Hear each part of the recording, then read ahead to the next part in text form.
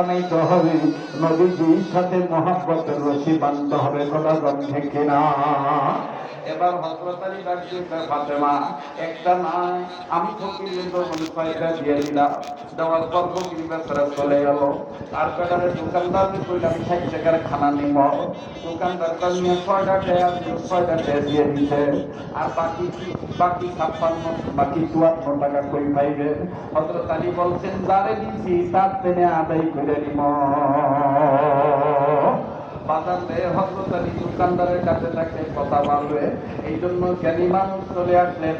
এই জন্য হযরত আলী বলছেন, মূর্খরা যখন তোমার সাথে তর্কে লিপ্ত হবে, তোমার প্রেমের এলেমের টাকা হইল মূর্খের সাথে তর্কে না যাওয়া।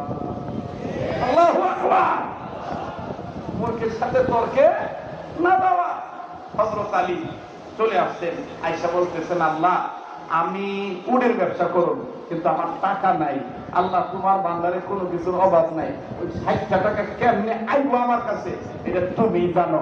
আল্লাহ পাক হযরত আলীকে এমন ভাবে কবুল করছে, একজন ব্যক্তি একটা লাল উট নিয়ে আসছে। লম্বা কথা সংক্ষেপ করে দেই, একবারে সংক্ষেপে বলতেছি। লাল উট নিয়ে আসছে, লাল উট নিয়ে এসে বলে, আলী জীবনভর ব্যবসা করছি, নগদ টেহা, আজকে আমি তোমার কাছে ব্যবসা করবো বাকিতে। আমার এই উটটার দাম হলো 260 টাকা। 200 টাকা তোমার কাছে বাকি, 60টা টেহাও তোমার কাছে বাকি, তোমার কাছে রইল 260 টাকা দিয়ে উটটা বিক্রি করিয়া 200 টাকা আমার ফেরত দিবা, আর তোমার 60 টাকা তুমি নিয়ে নিবা। একটু ধরে কর। হযরত আলী উটটা পাইয়া উটটা ধরে পায়, আলহামদুলিল্লাহ। উট নিয়ে বাজারে গেছে, এখন কার কাছে বিক্রি করব? আমার ভাইরা আল্লাহ তারে দেয়। গ্রামের একটা কথা আছে, বাড়ি কি মাইরা দেয়, আবার আল্লাহ যদি কারো উপরে দূরে টানে, আমার ভাইয়া কেউ পায়জামা দূরে নিচে নামাইতে পারে না। সবকিছুর মালিক কে? এইবার হযরত আলী নাই টাকা, নাই পয়সা, নাই কোনো সালান, নাই কোনো পুঁজি।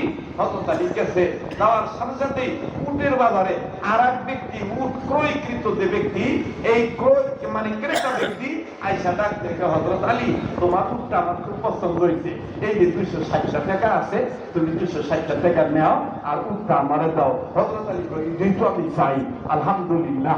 বেটারে দিয়ে দিছে উট, 260 টাকা নিছে, নিয়া ওই পূর্বের উটের মালিকের সাথে দেখা, পূর্বের উটের মালিকরে 200 টাকা বুঝে দিছে আর 60 টাকা নিছে, নিয়ে খানা নিতে গেছে। খানা নিয়া আমার বাইরে খানাটা পুজো হয়ে গেছে গা, আর এক বেড়ায় আইয়া হযরত আলী করতেছে, দামি খানাটা আমার মাথায় দেন, এইটা আমার হাসরের ময়দানে উপকারে আইব। সুবহানাল্লাহ। কর হাত ডাক দিয়ে, ও আমার মনে পড়ে নাই।